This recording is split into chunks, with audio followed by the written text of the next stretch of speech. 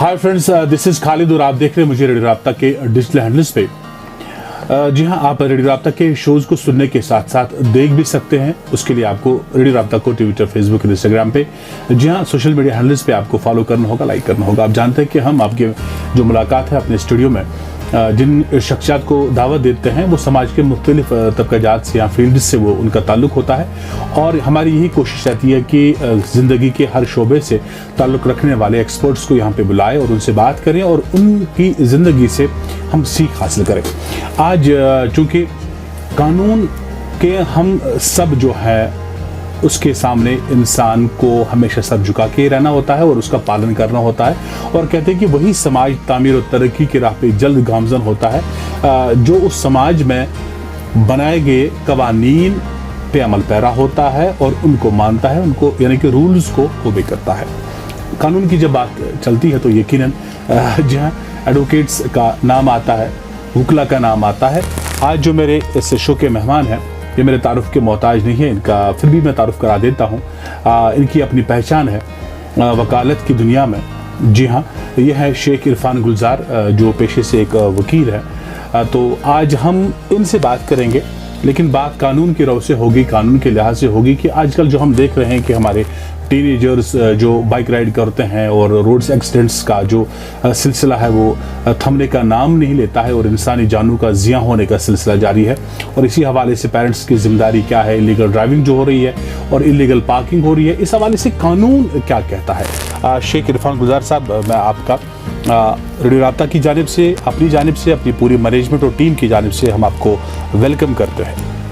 Thank you Khalid भाई, मुझे यहाँ मदू करने के लिए, यहाँ बुलाने के लिए आपका बहुत बहुत शुक्रिया। तो इरफान साहब, हम डायरेक्ट मुद्दे पे आते हैं। आपसे जानना चाहेंगे कि आजकल हम देख रहे हैं कि हमारे समाज में रोज़ बरोज़ हर रोज़ हम देख रहे हैं कि कोई ना कोई ऐसी बुरी खबर आती है एक्सीडेंट्स को लेके, और बिलखुसूस जो हमारे टीनेजर्स होते हैं वो बाइक राइड करते हैं, वो न सिर्फ बाइक्स राइड करते हैं बल्कि हमने देखा कि फोर व्हीलर्स भी वो ड्राइव करते हैं और ऐसे में सड़क हादसों का जो सिलसिला है वो बढ़ता जा रहा है। कानून की लिहाज से जो ये टीनेजर्स है इन पे क्या जो है कानून ने लगाम लगाई है ताकि जो हादसों का सिलसिला है ये थम जाए। जी खालिद साहब, जहाँ तक कानून की बात है, ट्रैफिक वायलेशंस की बात है या ट्रैफिक कवानीन की बात है, जी, तो इसमें आपने जो जिक्र छेड़ा है कि आए दिन जो ये टीनेजर्स होते हैं ये बाइक राइड करते हैं या इलीगल पार्किंग करते हैं, स्टंट्स करते हैं, वो चीज़ें करते हैं जो स्टंट्स करते हैं जो समाज को कतन मंजूर नहीं है। तो इससे इनका भी नुकसान होता है, सोसाइटी का भी नुकसान होता है। तो इस हवाले से मैं ये आपसे जिक्र करना चाहता हूँ कि ये कानून है, इसमें एक आपको भी पता है, ये सब लोगों को पता है इसमें कि 18 ईयर जो है, जब तक एक बच्चा 18 साल की उम्र वो पार न करे तो उसके हाथ में न बाइक थमाई जाए, न गाड़ी, न 4 व्हीलर थमाई जाए, न गाड़ी थमाई जाए। तो ये इसमें एक एज लिमिट है। तो दूसरी बात ये है कि इसमें पेरेंट्स की भी जिम्मेदारी आयद होती है, माँ बाप की जिम्मेदारी आयद होती है कि वो इसका ख्याल रखे, इसका भरपूर ख्याल रखे कि टीनेजर जो है उनको बाइक ना दे, उनको गाड़ी ना दे। तो पहले ये घर से शुरू होता है। यहाँ पे मैं इरफान साहब जाना चाहूँगा, चूँकि हम देखते हैं कि माना कि जो अंडर एज है या टीनेजर्स जो हैं जो ड्राइव नहीं कर सकते कानून की रव से, लेकिन अब ये पॉसिबल नहीं है। बाज़ाब्तों पे इसके तो ट्रैफिक पुलिस है, लेकिन ये तो पॉसिबल है ही नहीं कि हर नुक्कड़ और गली पे ट्रैफिक पुलिस का एहलकार अब छड़ी लेके या चालान बुक लेके मौजूद रहे। तो कहीं ना कहीं पे आम लोग भी इनको देख रहे हैं। क्या कानून ऐसा बना है कि इन टीनेजर्स को रोकने के लिए, चाहे कोई बाइक स्टंट कर रहा, बाइक पे स्टंट कर रहा है, या इन पेरेंट्स को जो सब कुछ जानते हुए भी अपने बच्चों को जो टीनेजर्स को बाइक देते हैं, गाड़ी देते हैं ड्राइव करने के लिए, उनके खिलाफ कोई कार्रवाई की जा सके या उनके खिलाफ भी कोई कानूनी एक्शन लिया जा सकता है? देखिए जी खालिद भाई, इसमें बाज़ाब्ता कानून ने एक कानून पेश हुआ है, इसमें एक गाइडलाइंस भी है कि पेरेंट्स पे ये जिम्मेदारी है कि अब अगर कोई टीनेजर को देखा जाए कि ये अभी बिलो 18 ईयर्स है, ये बाइक चला रहा है या गाड़ी चला रहा है, पहले टीनेजर से पहले इसके फादर को पकड़ा जाएगा, इसके अच्छा। पेरेंट्स को पकड़ा जाएगा, जिसमें बाज़ाब्ता एक सज़ा है, उसमें कानून ने सज़ा रखी है कि आपने किस रूह से इस जो आपका ये बच्चा है उसको इसके हाथ में ये गाड़ी थमाई है या बाइक थमाई है। तो इसमें बाज़ाब्ता कानून है, तो इसमें एक सज़ा भी है। तो जैसा कि आपको मालूम है कि जो लाइसेंस, पहले उसको लाइसेंस ही नहीं मिलेगी, जब इसके पास लाइसेंस ही नहीं है, 18 के बाद लाइसेंस प्रोवाइड होती है, जो मोटर व्हीकल डिपार्टमेंट इशू करता है। कंसर्न्ड आरटीओज या यहाँ पे डिस्ट्रिक्ट में हमारे आरटीओ साहब होते हैं, तो वो इशू करते हैं। बाज़ाब्ता इसकी डीओ भी देखी जाती है। तो जब इसकी लाइसेंस ही नहीं है तो ये कहाँ से बाइक राइड कर सकता है? तो इसीलिए ये पहले, क्योंकि टीनेजर होता है, रिस्पॉन्सिबिलिटी आती है पेरेंट पे, तो ये पहले पेरेंट को पकड़ा जाएगा कि जब आपको कानून का पता था, कानून की इल्मियत थी, तो आपने किस रूह से। तो यूँ भी कह सकते हैं कि जो हम टीनेजर्स देख रहे हैं बाइक राइड करते हुए या गाड़ी ड्राइव, 4 व्हीलर ड्राइव करते हुए, वही सिर्फ गुनहगार नहीं है, कानून का उल्लंघन करने वाले नहीं है, बल्कि उनके पेरेंट्स भी बिल्कुल कानून का एहतराम नहीं करते। बिल्कुल खालिद भाई, पहले तो वही जिम्मेदार है। ये पहले घर से शुरू होता है, फिर सोसाइटी भी इसमें अगर कहीं पे देखे तो उनकी भी जिम्मेदारी बनती है, आम शहरियों की जिम्मेदारी बनती है, सिविल सोसाइटी की जिम्मेदारी बनती है। जो जीज़त शहरी है, कोई देखेगा कि कोई छोटा बच्चा बाइक चला रहा है, उसकी जिम्मेदारी बनती है कि उसको बोले बच्चा ये ठीक नहीं है, इससे आपकी लाइफ को खतरा है। आपकी लाइफ को ही नहीं, आपके पेरेंट्स घर में बैठे हैं, आप पढ़े लिखे हो, तो ये फिर आपने कुछ बनना है। पहले जब आपकी लाइफ ही चली जाएगी तो फिर कहाँ से आपका कैरियर रहेगा? तो पहले सबकी जिम्मेदारी इसमें इनफरादी तौर भी और इज्तिमाई तौर भी ये जिम्मेदारी बनती है। क्या कोई आम शख्स जैसे आप और मैं, हम देख रहे हैं कि कोई जो है बच्चा बाइक पे स्टंट कर रहा है, क्या हम as a part of our society, समाज का हिस्सा होने के नाते, कानून की हैसियत से कुछ कर सकते हैं, उसको रोक सकते हैं? क्या हमें कानून है कि हम उसको रोकें या पुलिस को इन्फॉर्म करें या उसके खिलाफ कार्रवाई की बात करें, उसके खिलाफ हम केस दायर करें?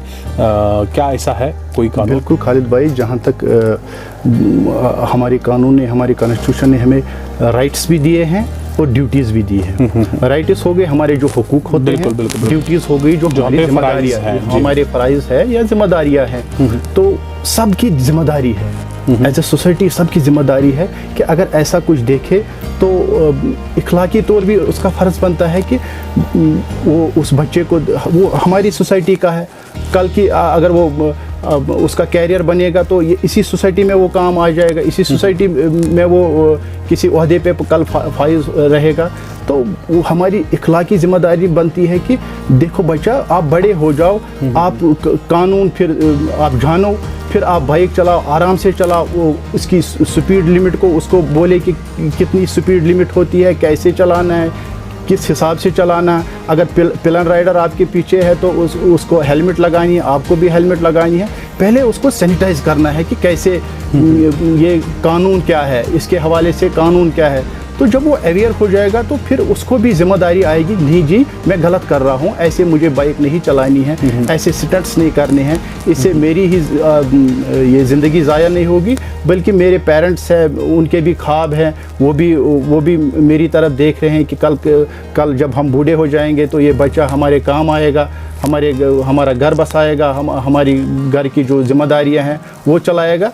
तो जब वो बच्चा ही नहीं रहेगा तो उससे फिर सारा घर का माहौल भी और सोसाइटी का माहौल। यहाँ पे इरफान भाई आपसे ये भी जानना चाहूँगा कि हम देख रहे हैं जहाँ पे हम रोड एक्सीडेंट्स की बात करते हैं तो एक और मामला जो है चाहे ओवर स्पीडिंग से भी होते हैं और दूसरा ओवरलोडिंग से भी होते हैं। हम अक्सर ये भी देखते हैं कि जो 4 व्हीलर्स होते हैं या जो पब्लिक ट्रांसपोर्ट है वो ओवरलोडेड होता है, जो भी एक रीज़न होता है एक्सीडेंट्स का। तो ओवरलोडिंग के हवाले से क्या कानून है?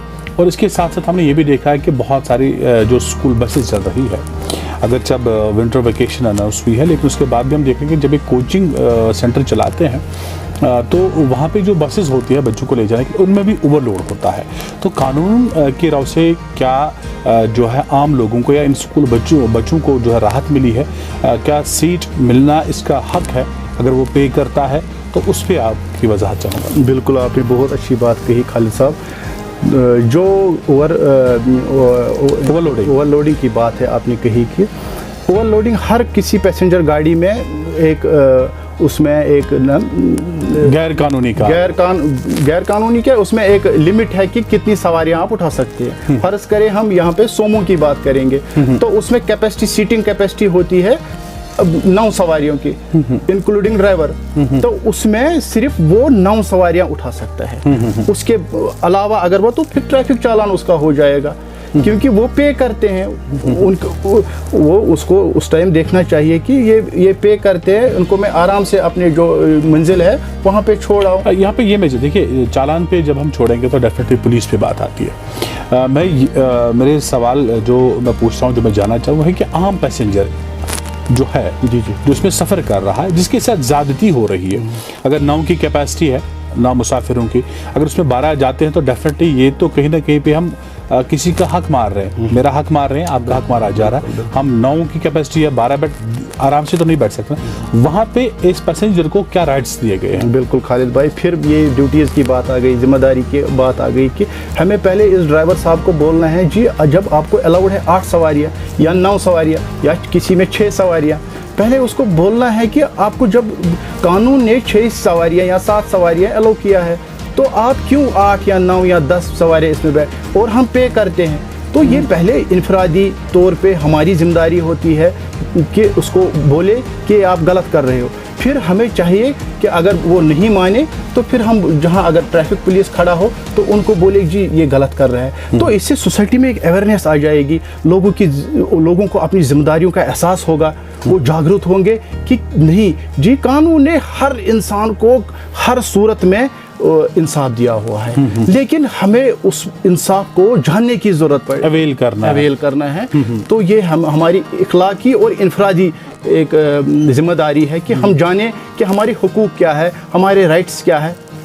यहाँ पे बात हो रही है रोड एक्सीडेंट्स की, जो एक और वजह है कि वो हम देख रहे हैं, आपने भी देखा होगा, जब भी हम मेन टाउन में जाते हैं या किसी भी जगह आप जाइए, मेन टाउन की बात ही नहीं है, इलीगल पार्किंग होती है। जी। आपने देखा होगा कि कोई गाड़ी लेके किसी को सौदा सलफ खरीदना है, तो वो अगर पार्किंग प्लेसेस किसी भी जगह बनी भी होती है, तो उसके बावजूद भी मेन सड़क पे किसी के परेशान होने की फिक्र न किए हुए वो इलीगल पार्किंग कर देता है। तो इस इलीगल पार्किंग के खिलाफ कानून क्या कहता है? जी खालिद भाई, ये भी बहुत अच्छा क्वेश्चन है।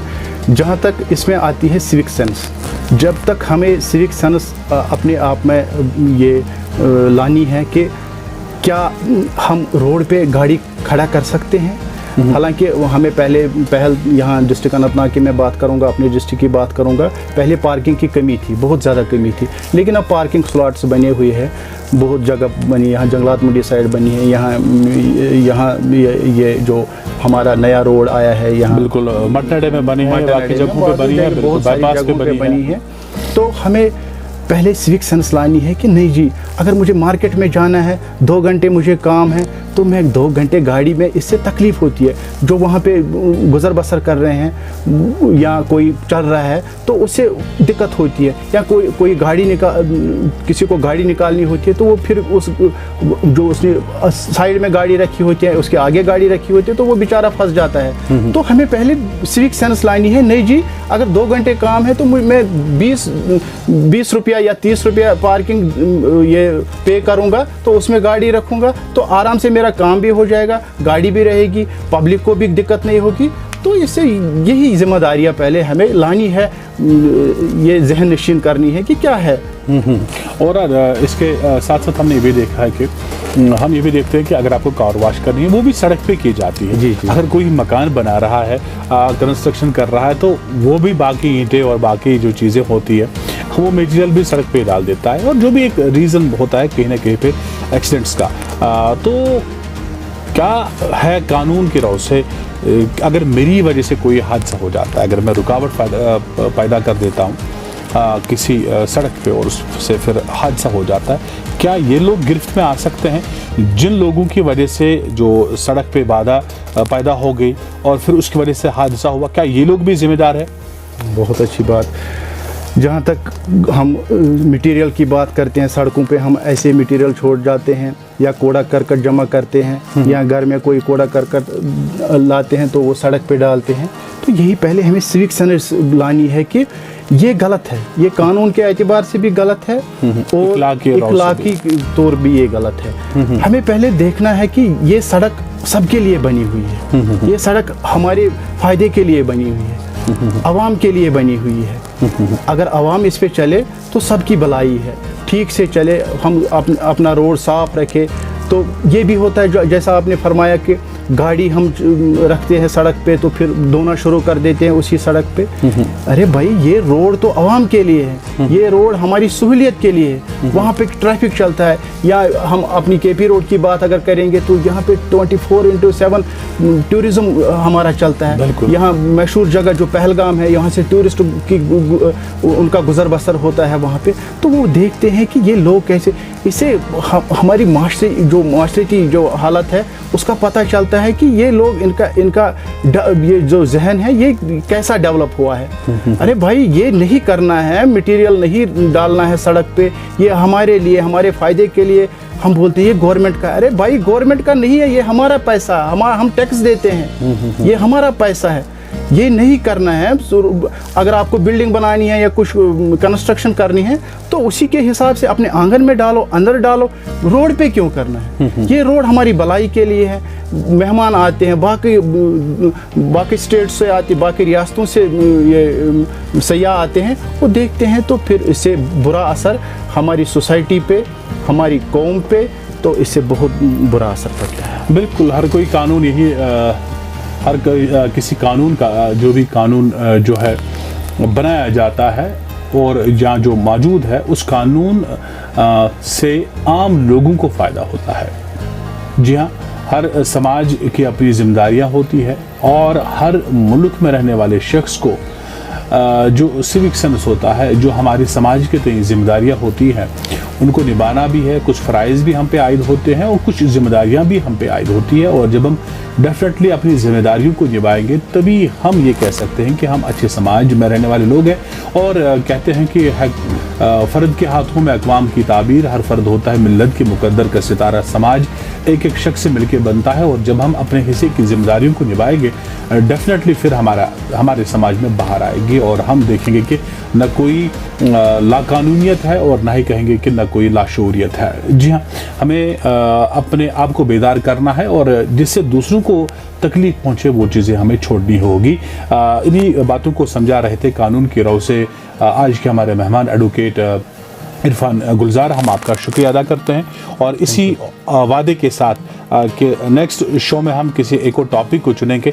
जी हाँ फ्रेंड्स, आप भी हमें बता सकते हैं अगर आप भी किसी जो है लीगल टॉपिक पे अगर आप भी चाहते हैं कि किसी मसले के हवाले से कानून ने आपको क्या राइट्स दिए हैं, आप हमें जो आप मैसेज कर सकते हैं, व्हाट्सएप कर सकते हैं और आप रेडियो राब्ता के डिजिटल हैंडल्स पे हमें लिख सकते हैं कोई ऐसा टॉपिक जिस पे आप जो है कानूनी इमदाद के ज़रिए या कानूनी बेदारी के ज़रिए कौन कौन से कवानीन ऐसे हैं जो उसमें आपकी मदद कर सकते हैं, वो हमारे जो है शेख इरफान साहब आपको बता सकते हैं। बस या कोई ऐसा टॉपिक जो आप चुन सकते हैं, बताएंगे हमें कि उस पर कानून क्या कहता है, वो हम डेफिनेटली उस पर भी बहस करेंगे, उस पर भी बात करेंगे और कोशिश रहेगी कि हम ज़्यादा से ज़्यादा लोगों तक जो है कानून की बात को आम करें। इसी उम्मीद के साथ कि फिर होगी मुलाकात। आपका बहुत बहुत शुक्रिया एक बार फिर इरफान साहब। बस आप देखते रहिए और सुनते रहिए रेडियो राब्ता 90.8 दिल से दिल तक।